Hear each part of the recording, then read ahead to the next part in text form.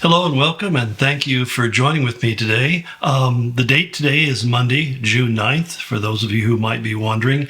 And we're in the midst of the 6th chapter of the book of Proverbs. Now, if you're just joining us, we do this 5 days a week. It's a day-by-day devotional where we go through the entirety of a book of the Bible.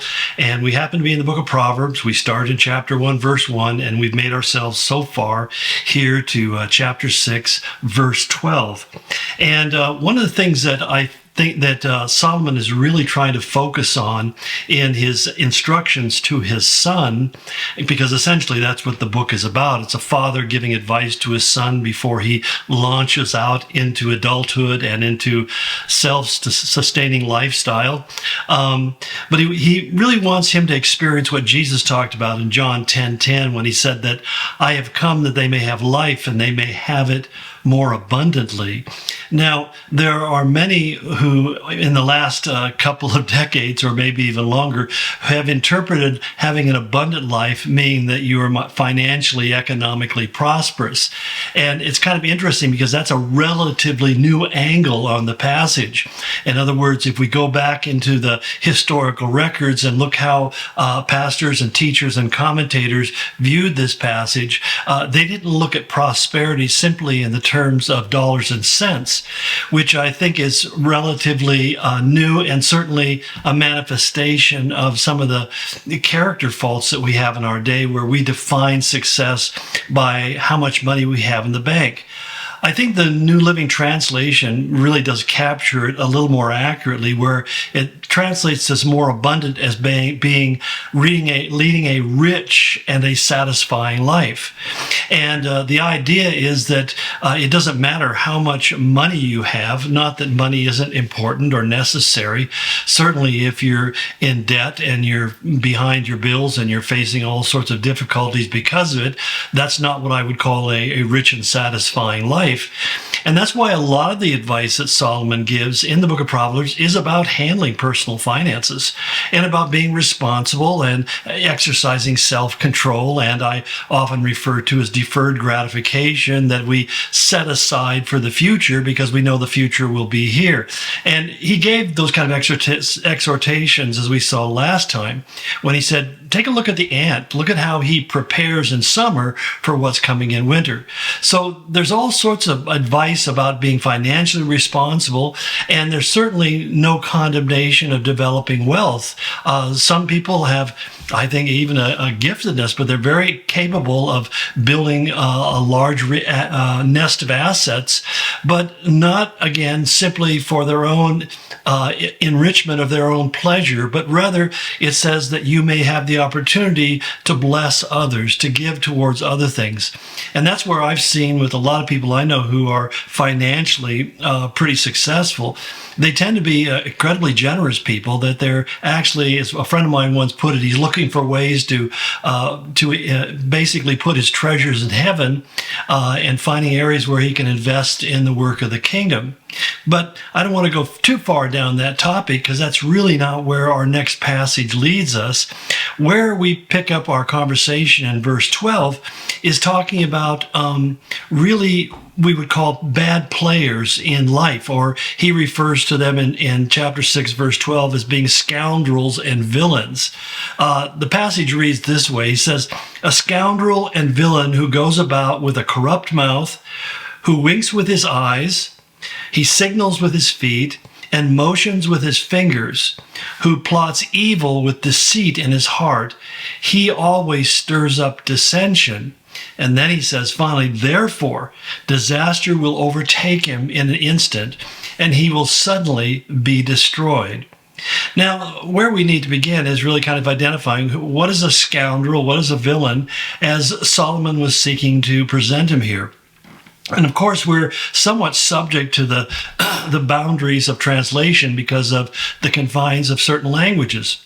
But what the word scoundrel referred to in the Hebrew was somebody who was a Belial, which basically means a naughty, a ungodly, a destructive, a worthless person.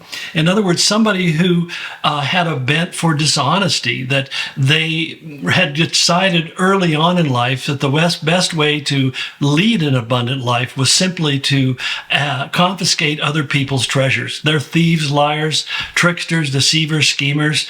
And that's really who he's warning us about here. These individuals who see that your loss is their gain. And it's interesting to me because I've seen a lot of people, even like though they weren't maybe out and out thieves, but they would work a job, but work at doing as little work as possible.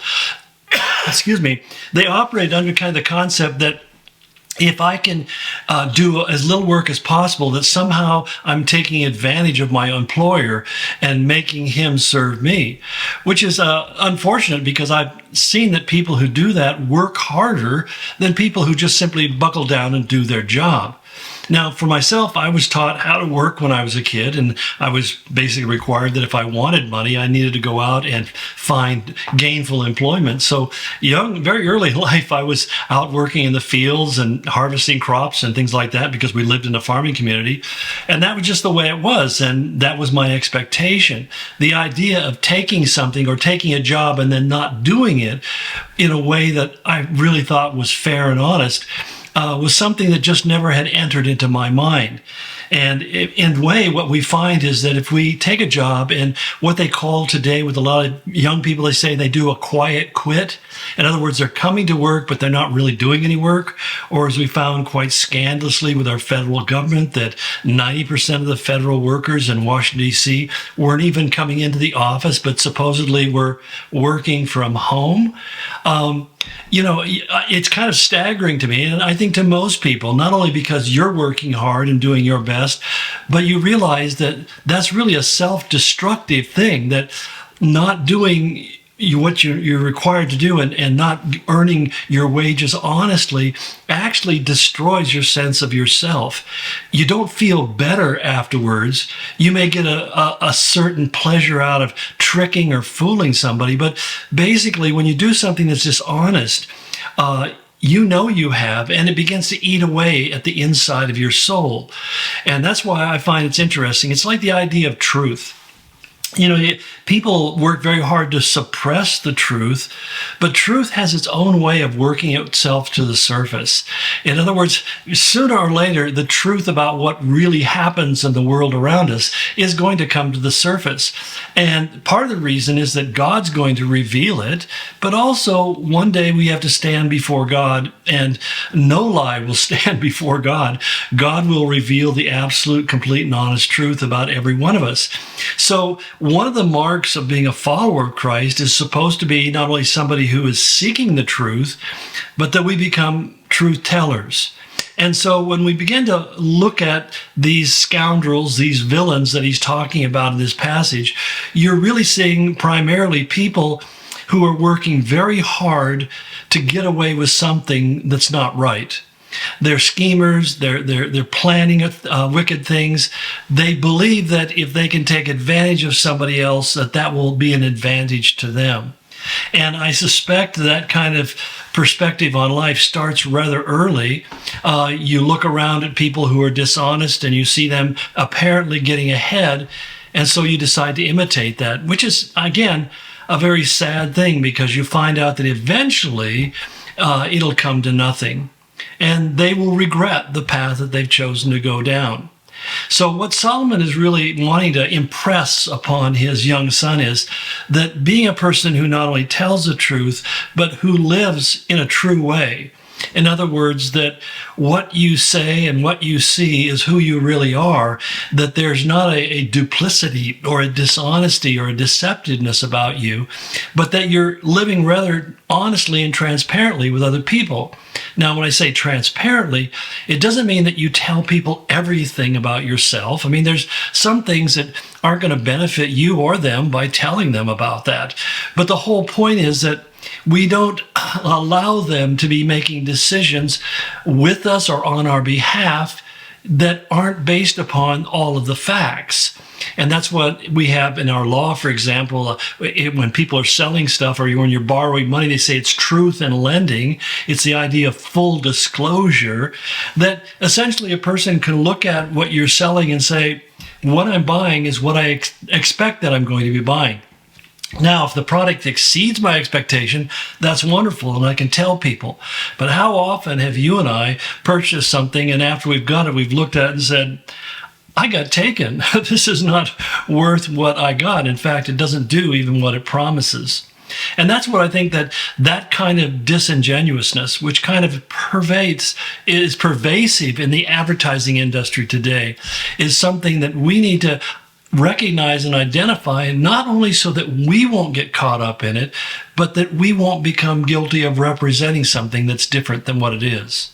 Well, we'll continue tomorrow as he gets into the details of the passage as we read it at the beginning of our time today.